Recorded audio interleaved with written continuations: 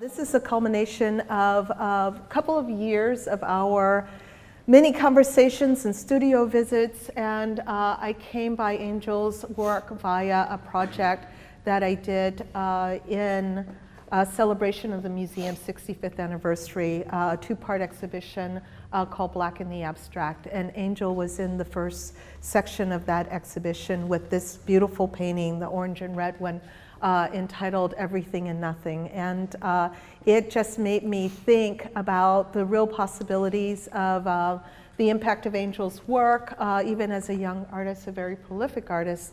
It made mine that maybe a focused exhibition should take place.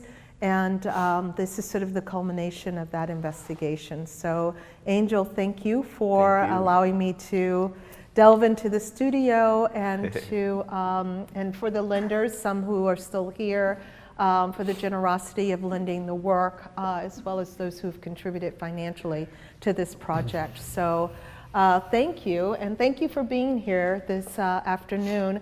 What we like to do is just sort of go around. I'm only here as to instigate questions and allow Angel to sort of speak to various bodies of work. We have 3 here. This is roughly a 10-year survey, which is his first major survey, and it roughly chronicles 10 years of work. However, in this exhibition, we've sort of compressed it a bit to just show various movements of the way he has evolved as an artist with 3 bodies of work, the still lifes, the skin paintings, the transfers, really 4, and then the sculptures. So we can start at the beginning and move sort of chronologically through the space and sort of touch upon different bodies of work.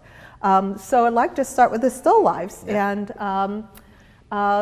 do you want to begin these sort of function as the earliest works in the exhibition? I want to make it very friendly. Anybody want to interrupt? Question. I want to make it very conversational. I get scared that I'm like, you know. So let's start talking about these 3 pieces over here. I want to thank Valerie again for giving me the opportunity to have such a wonderful exhibition. Bill Arning as well. It's the first time that someone decides that wants to make this connections between these different bodies of work that I have made in such a short time. And you know, we'll start with these paintings, which were made as soon as I arrived in New York after being a student in the Art Institute of Chicago. I'll start speaking about my experience at the end of school, which is very significant to mention for these works. And I confronted a moment as a student. I was a grad student, painter, and I was making abstract paintings, and you know, my professors will be all the time constantly asking me what the painting was about, and I didn't quite had an answer or verbal, you know, I didn't know how to verbalize my paintings. I just like to, like, you know, color and gesture and oil paint and brush marks, etc. So it was very frustrating. Also, apart from that, was the fact that every time in the formal aspect of the painting, they always saw that the painting reminded them of some other contemporary artist. So you shouldn't do that because it's done. And I'm like, okay, I will try other stuff. That's done. That's this, that's that. There's this other artist. You just have a pizza of different artists, and it's still not original. And you know, as a painter, it's really complicated because obviously in the history of painting, it's quite a medium that has been very saturated and expanded, and it evolves and it changes and it gets in all these weird moments where supposedly it's dead. So what I did was that I decided, in terms of content, I decided I was going to write a lot of things that had to do with memories from where I grew up. I was born and raised in Puerto Rico and come from a family that wasn't really that aware about art at all. Grew up mostly with my grandmother. And although she wasn't aware of art, I felt she was very artistic and unique. And I had a lot of fond memories about her and the house and the objects around the house, and other things that she would do and collect. So I started writing all these memories, and as I had quite a list, I started making paintings about the dining tables and the tops of tables, which included crochet, like in this arrangement here. Around the studio, I had a lot of paint that I had accumulated from previous painting that I scraped, and I kept that muddy chunk of oil paint close to my palette, and it was quite dry. So by pure intuition, I don't know, purely randomly, I decided I wanted to take those dry chunks of oil paint and collage them in the canvas instead of painting with the brush mark, with a brush. So that's when the idea, of this skin started. I took the memory of the flowers, because there was a lot of flowers in the house, some dead, some alive, some old, and it was pictorially in my mind was very beautiful. So I started to construct the painting by collaging all this dry oil paint and making the composition of a vase and flowers, and then using another material, which is silicone, because I was exploring just random materials in the studio and over the canvases. I decided to recreate the pattern for crochet that she always had. And after making this work in the studio back in school, I started getting a very positive response from my professors. And that moved me and made me very excited. So as I graduated and I started exploring this and other materials that we'll talk in a little while, I moved to New York and I started making a little more monumental aspect. And you see that it's repetitive a bit, the support tables or coffee tables, because I thought that the table was a special object in the house. It was a very small house, and the dining table was pretty much where everything happened. It was a place to play board games. It was a place to eat. It was a place to argue, to make talk dramas, many other things. And so I thought that connected me with the canvas as a surface that can carry all this different information. So I was using it with that intention. All this that you see black, talking a little bit about the process. I collected all this dry oil paint again and spray painted it black and cut it. I liked the idea that people can get confused about what the material was, but then it's still, when you will read the label, it was still oil paint on canvas. So after a bit, as you see all this material, I ran out from this dry oil paint, and things were running pretty well in New York, Chicago, galleries, and people were responding very well to the work. So I decided I wanted to find a way to dry oil paint a little quicker. So I thought, hey, I'm gonna buy a bunch of little glasses. I'm gonna paint them with different colors with oil paint, because I wanted to use oil paint. And so I let them dry in my studio for a bit. And with a spatula, I will scrape off that paint, and it will become this material that then eventually I will use to collage on the canvas. So what happens is that when I reuse those glasses that were stained with previous colors, and I painted a new color, the second time I would scrape that off, I noticed that I was lifting up the stains of the previous colors, almost like a print. So right at that moment came up to me with this crazy idea that maybe I can make some paintings on a surface of glass and then cover with oil paint and then scrape it. So I'll be painting, but then it will be kind of like a print. And then after scraping it, become a three-dimensional element. So I thought that, connected to sculpture, but then also was a decollage and a collage at the same time. So I was kind of covering all these fields of art, but at the same time maintaining my main idea, which was painting. And it felt so original and unique. I'm like, oh, wait a minute, I think I have something going on here. It's like, this is what all my professor and books and everything that I read about finding your own language. I felt I had something going on. I didn't quite understood yet what it meant to me personally, but I did feel connected to it. And so that's when I kept working with this body of work, but I started painting little glasses and trying. The idea was jump me to these paintings that are in this wall. So these become then the prototypes for what would become more the iconic skin paintings? Yeah. And you move away from figuration into pure abstraction. Yes. So, as I spoke, this other work behind the subject was quite more personal. I got so excited and driven to the idea of making these paintings. And I liked it because I always, when I first got introduced a little bit about art history and the New York school and 1950s painters, de Kooning, Franz Klein, John Mitchell, all this group, I felt that, I also had my own thing going on. So I just kept painting all these abstract gestures on glass and trying to scrape it and lifting up the glass where it was complicated material because the oil paint will still crumble in my fingers. And I was collaging it at this format that it was pretty much the biggest format I could do at the moment. So these two represent pretty much my first intentions in trying to then later make what eventually became the more monumental skin paintings. Let's move to this guy over here.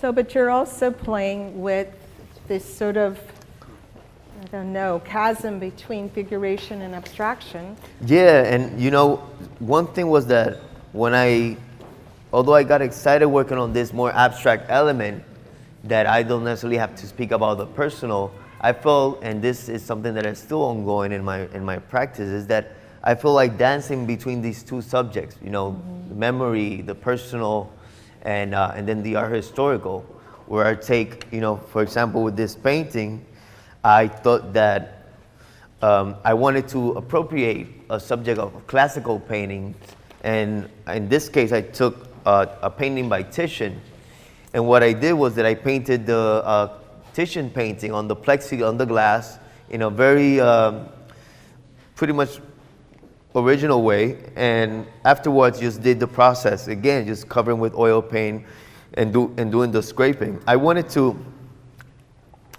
take the art historical because apart from the process being a unique process, I knew that I needed to add a content to it that wasn't just the materiality of it, and I wanted to activate or reactivate paintings that the art history has put as iconic paintings, so important in real art, and bring it out and kind of use it as a departure and together collapse it with my process, which was very non-traditional.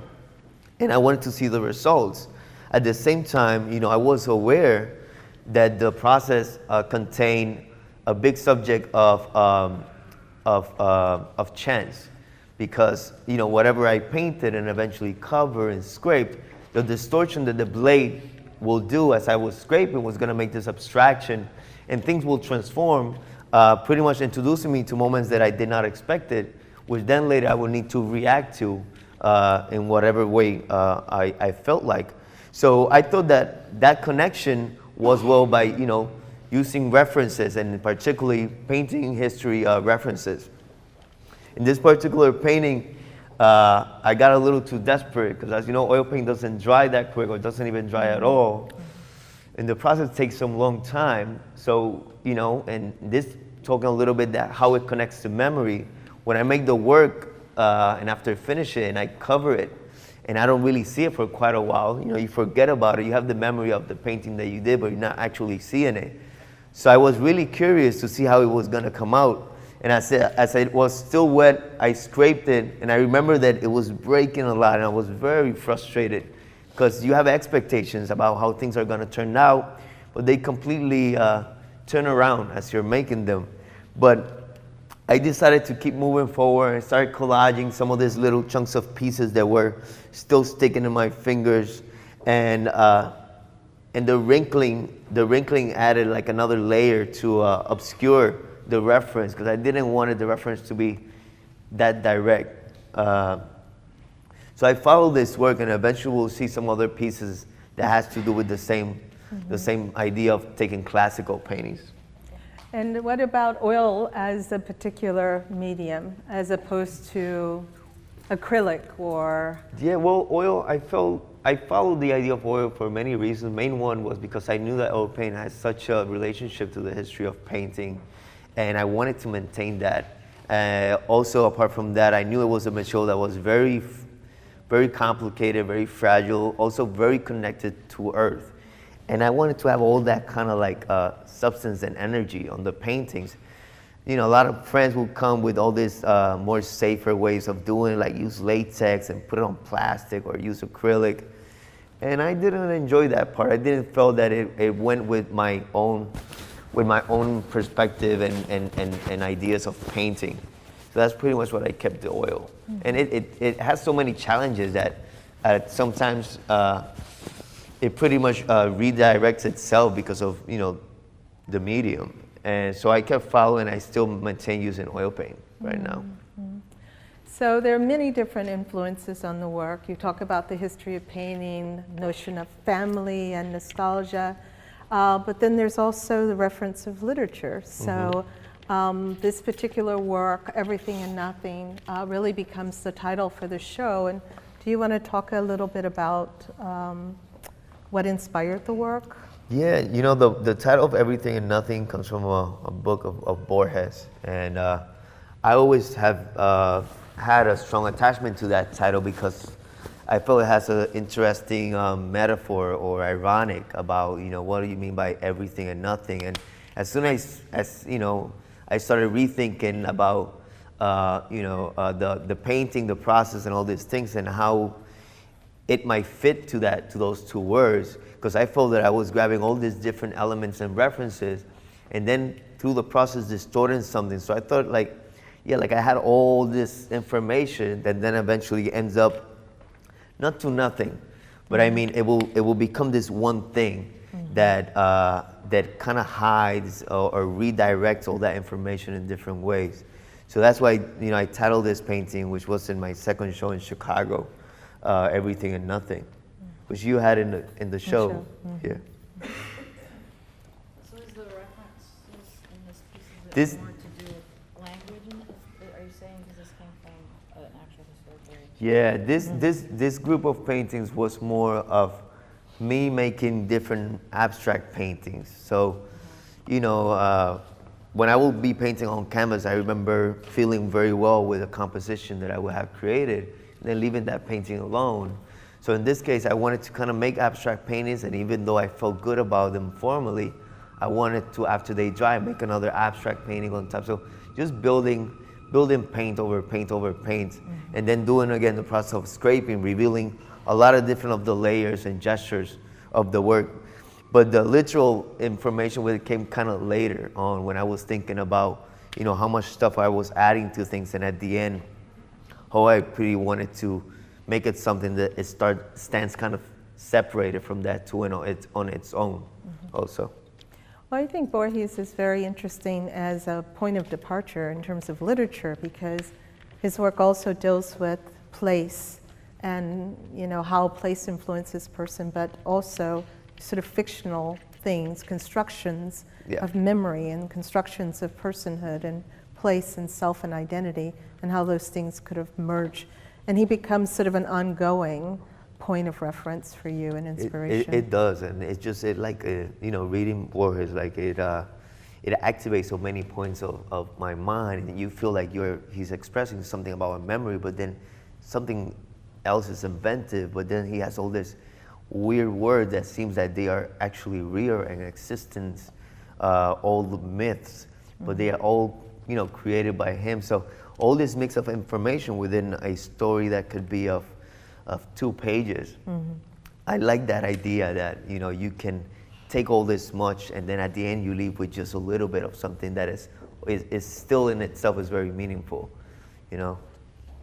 So before we leave this part of the gallery, do you want to talk a little bit about the sculptures, since they relate very nicely to the still lifes? Yes, so, you know, the sculptures, I think I got very interested in sculpture at school. Before leaving school and for my thesis show, I didn't quite show paintings. What I did was that I asked friends that were in other departments in ceramic and metal, wood making. I wanted to make this more three-dimensional objects that were referencing painting, but they also were about narratives and the dining table. And so I got most than everything, I got very interested in ceramic because I really didn't know nothing about ceramic. And I think people that make ceramic need to be very patient. And I wasn't patient. And also they are very purist, a lot of them. And, you know, and they have so many rules and they have like one way of treating it, this and that. So I remember asking a friend to help me make my thesis work, and I wanted to have a dining table coming off the wall, which I did, and then have a piece of porcelain that could go from the table and like it's melted ceramic and falling on the floor. Very ambitious, and actually he helped me a lot. The ceramic guy did exactly what I wanted. I helped him here and there, but it was mostly his hands. And one day I remember a week before installing the piece, He's like, we want to put it in the kiln and we have to wait. I'm like, okay. He's like, we're going to open this tomorrow in the afternoon. It was already had glaze. I remember it was white and blue in reference to this blue china pottery that my grandma had. And when I go next day, he calls me. He says, like, we have a problem. And I said, like, oh, what happened? He's like, no, I can't tell you right now. I feel too embarrassed. I need you to come here and see it. And it was, it was a little problematic because we were running out of time. And when he opens the kiln, the piece had broken inside the kiln because it was really large. And the glaze, obviously, as some of you, I'm sure they know, glue everything together in one piece, all broken. And it looked beautiful. It looked gorgeous. So I was like, dude, this is incredible. He's like, oh, are you sure? I'm like, dude, I love this. And I used it just like that. And it was like, those moments are really important to me. I feel like it just activates me. It activates the me rather than like me planning, like I want this like this and this is what I want it to represent and period. I want it like that and that's the way it should be. I don't quite work like that. And so I followed that experience and kept working with ceramic. So at some point, working again with the idea of the personal and memory, some of the things I had written that were objects, one was a patio, a dining set. And I have found this one in a place in Brooklyn. And I had said to a friend, like, hey man, I wanna kind of like take this metal and I wanna mix porcelain with it, but I wanna fire both things together. And everywhere I go to do the test, everywhere like, no, like you're not gonna put metal in my kiln. Well, okay, I understand. And eventually I bought my own kiln and put a big exhaust thing to like, whatever things that you burn there will go outside the studio. So I started cutting it all in pieces and putting all this ceramic in it and burning it and refiring it with the glaze and eventually re-welding it with this kind of, decomposition of the object. I wanted to see how these two elements reacted to each other because, ceramic was a big material inside the house that my grandma won't let me touch. And then, the steel, the gates, the doors of outside the patio, all these things were also things that I had fond memories about because the ornamentation of every house in the neighborhood I grew up, they all had gates for protecting themselves, of course, but they all had different patterns and ornamentations, and they were very artistic and very creative. So I wanted to put both materials, one that seemed very fragile, one very rigid, and see how they would react. And that's how these compositions and these sculptures reacted. And they were very complicated because you'll see that some of the porcelain seems cracked or breaking or something. But at the same time, I felt that they represented exactly how I felt about those memories. So this one didn't all happen at one time, that it was built, you add pieces to it and refire it? Yeah, well, because of the kiln just being one, I have to go piece by piece. And with glaze and ceramic, you have to actually do two fires. You fire first and then you fire with the glaze if you want to put glaze. So I had, the kiln was just enough space, so I needed to cut in certain size and pieces, and then eventually re-weld it. When I had it all finished, then I will kind of start building and change it here and there. Well, yes, Jordan. Today, when you look at, let's say this painting, that one, your first reaction, you look at it, what comes to your mind? Many things. What comes to your mind? To me, it looks like nature.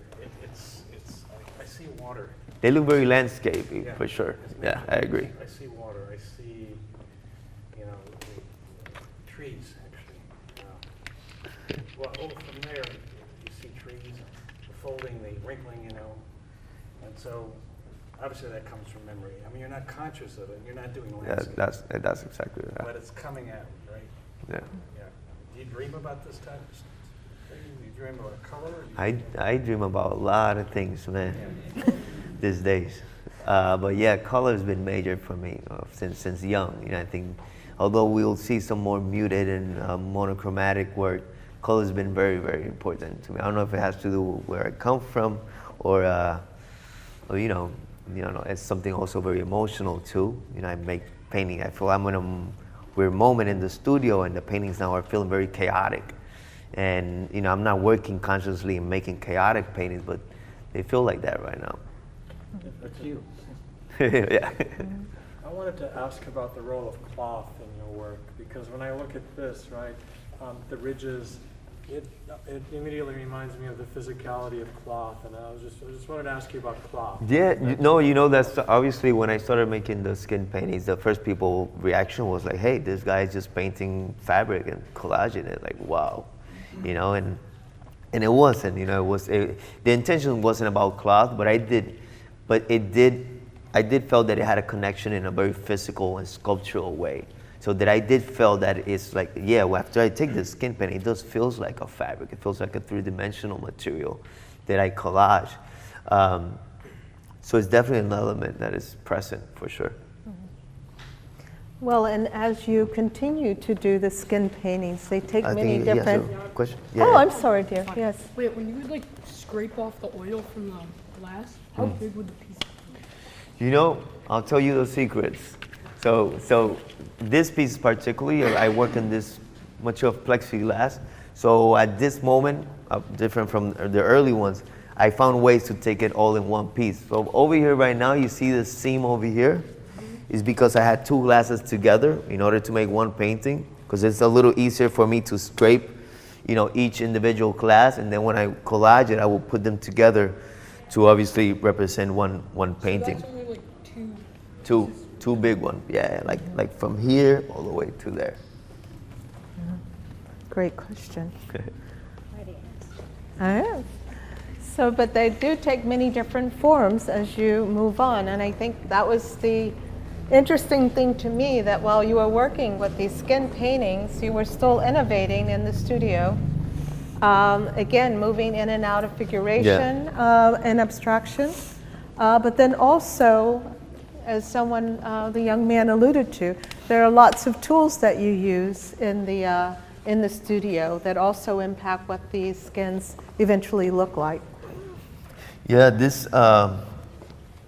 at this moment I felt I wanted to always, since the even painting kind of younger age, well, I guess after being introduced to abstraction, the gesture, all this stuff, I always wanted to paint with different objects. But as I was in school and reading, you know, I felt like some of these ideas that I had fall a little bit into the cliche. And one of those ideas was that I always wanted to paint with a broom, you know, and move painting all over, and with a mop, or like throw myself in the painting, you know. But that was very romantic, and I felt embarrassed, you know, when I kept reading and you know, having my conversations with other fellow art students. But when I was doing my process, I felt like I can do this now because it's, you know, I'm gonna do it on the glass and all this stuff, and then eventually I will feel that the process will just hint a little bit of these materials that I'm using to construct the painting, but at the same time will protect me from falling on that. So I was having a lot of fun pretty much with just different ways of painting and adding paint to the surface and covering it and scraping the painting off. And then the titles, I mean, you were titling very poetic titles, and they go from very poetic titles to untitled. Yeah, some works, I guess at some moments you're reading or watching certain movies, or there are movies that you are very, you know, connected to or feel very connected to, and sometimes I feel that they went very well with it. And I think this painting is called In the Mood for Love, right? Yes. And it's from an incredible movie that I watched a while ago, and I don't know, I thought the black, and I probably had a romantic thing to it, or who knows, maybe I was feeling romantic too. But it felt right. Then some other times, there's some other untitled paintings that I feel, well, at least at the moment, I felt like, you know, I don't know, I didn't quite have a title for it, and I will let them go like that. But usually I tend to try to title them because I think it's important. Well, this one's very interesting because it's called Bacchanal, but it's also named after a very well-known painting, or it's inspired, I should say, by a very well-known painting. Yeah. It's this Titian as well, which is bacchanal for the Adrians. So at this stage, I went back to the idea of the classical painting, appropriating some classical painting. But the difference here was that in the Titian, I painted the Titian and I did the process, and you can still see a little bit of the figuration of the original painting. In this case, I took over an artist named Nicolas Poussin, who I came across, well, I've read about him for a long time, but it hit me more when I came across a catalog between him and a show between him and Cy Twombly. And the connections between the two bodies of work really inspired me a lot. And I started researching paintings of Poussin and seeing at the palette, seeing at the pose of the figures, the landscapes, all these different things. So I started, again, appropriating these paintings by Nicolas Poussin. But what I did is that when I dried one painting, I made another different painting by Poussin on top of this other one. So they had like 2, 3, or 4 different Poussins. And then I will cover, in this case, with this metallic. As you've seen, I was using a lot of metallic. I guess as I was working too with the sculptures. I covered with this metallic color and did the process. And at the end, you really can read almost nothing of the reference. You might see some of flesh colors in some area and maybe some things here and there that hint the figuration on the painting. But on top of that, sometimes I will kind of like cancel the pictorial element or the figurative element by adding this weird gestures, because formally too, as a painter, you know, at least with the process, you know the colors are being involved in the painting you're constructing, you know the compositions. So you know that at some point, you feel like, oh, this is gonna be good with the purple. But it's a Poussin, I don't like dictating too many rules within the process. So I remember just taking the purple and I'm like, I don't know, maybe the purple will come out or not. And I remember adding that purple to it. And at the end, it really highlighted the painting in compositionally in a way that I felt very happy with. Yeah, there's something quite new, but then there's also something very historic that I think people intuit when they look at it, that there's something very classical about it, other than just the texture, which you begin to move away from. But we visited your studio in 2013, 2014, I can't remember. Like that. Yeah. And what struck me is that while Angel was working on one body of work, he was also working on another body of work, which were these transfers. And so, and it was a totally different sensibility, because whereas the figure was completely obliterated here, they were very much alive and well in these pieces. So these are 2 bodies of transfers, the one with graphite and then the cadmium. But do you want to talk about? I'll start by saying, like, I always have noticed that the environment in my studio, I've always been very aware of everything that happens. Although I'm making one painting or one sculpture, there's a lot of things in between the beginning and the end of a work that you come across with, accidents, surprises, unexpected moments, etc., or just objects that are around you as you're working on a piece. And I say this because the idea of doing the silicone print pieces was because I was making the early still lifes back in New York, and I was practicing the pattern of the crochet on papers, on big papers, because I didn't want it to mess up the painting when I would do it straight on the painting. So as I was practicing these patterns, I had some graphite dusts around the studio and many different other materials. So at the moment I thought, like, let me put some of this, as the silicone was wet, let me pour some of this graphite dust on it. And I took a bunch of other papers that I had, and I make all these monotypes prints. And I was, it came out kind of distorted with the mix of the silicone and the graphite. So it kind of activated my idea of taking a photograph. I'm like, oh, maybe I'll take some photos of my family. Maybe I can project it and do the silicone and do the graphite and have this monotype that I know they are going to blur the image. And I started with this painting, which is a take from a photo of my dad when he was young. And I like the idea of taking something that's very personal You know, growing up with my grandmother again, I remember she had all these praying books, and within every book there was a lot of photographs in between. And I didn't understand at all, again, why she would do that. Later on, I heard it was because she felt that by the book being inside these specific sections of prayers in the book, you know, the photograph that she was putting is like kind of a protection way. And I thought that was really romantic and beautiful, and I thought it connected again with the idea of me doing this print. So I did this one of my father, which I liked a lot. It felt very ghosty. But at the same time, I felt that it was a little too exposed, and it made me feel a little shy or uncomfortable, you know, when you come to expose this to such a public. And so after this idea, some years later, I retook the idea of the silicone prints. But in this case, I started putting the silicone on paper, big sheets of paper, and then letting the silicone actually dry instead of being wet. So the paper and the silicone would become a plate, and I set it in the floor in a very large scale. And I have to say, like, the image, I will transform them on computer into image composed of horizontal lines, because I thought it looked like the old etchings that have all these different engravings or horizontal lines.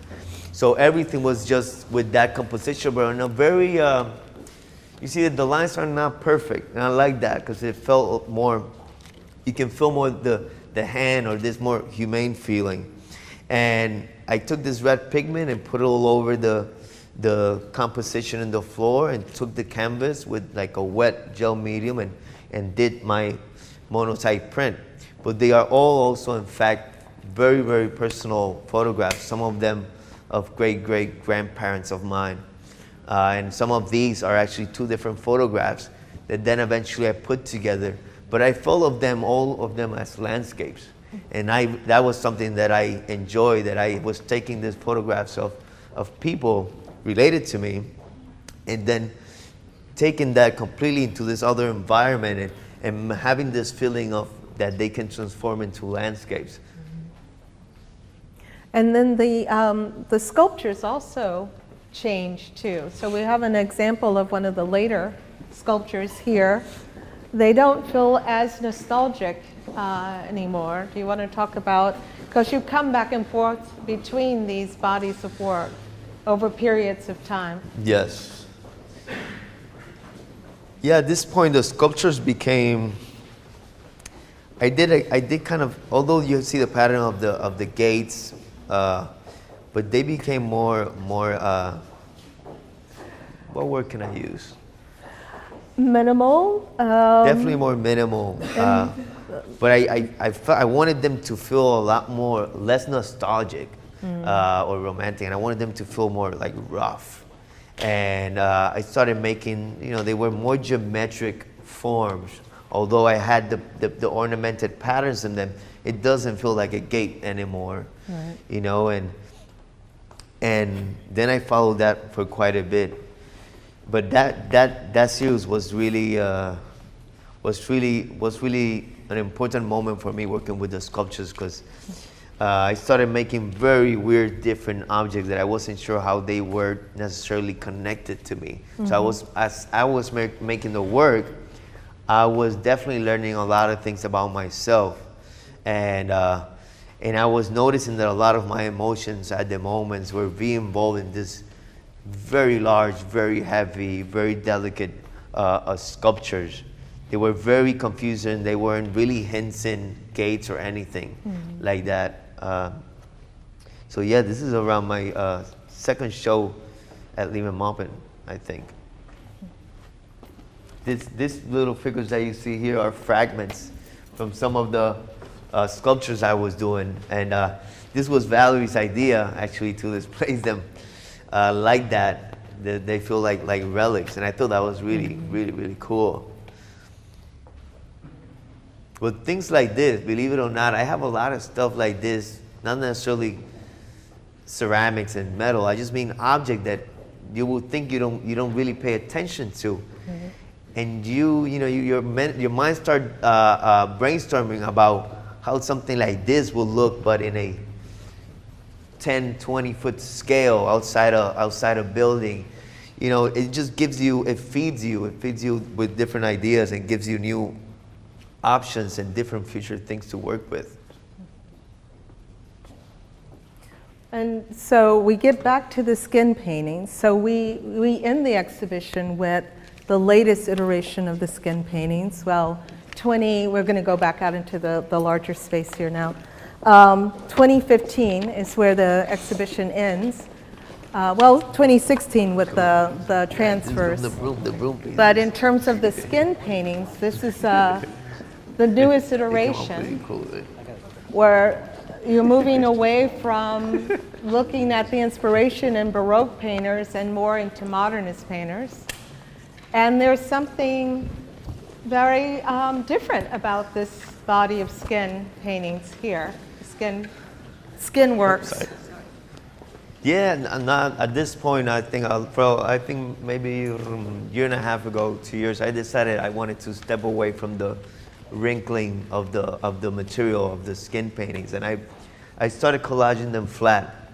I was feeling that the paintings were, well, I was getting, you know, I always kind of try to change, and I get kind of, I don't want to say bored, but I like the idea of like kind of moving forward and keep putting these challenges. But at the moment I felt that the paintings were, the viewer were maintaining him or herself within the surface only, you know, the folds and the material and how you did that, but how this, how that.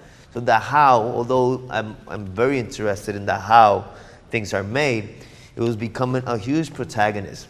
But the scraping, I wanted to get back to, you know, making sure that content was present. And I wanted also to get back to like painting on top of the surface. So I started taking over more modern artists, and the same as with the Poussin, just taking all these references and layers and layers and layers of information, and then scraping it and painting on top of it. So this is some of the latest, but although this is from 2015, yeah. But it's from the latest body of work that I've been working with.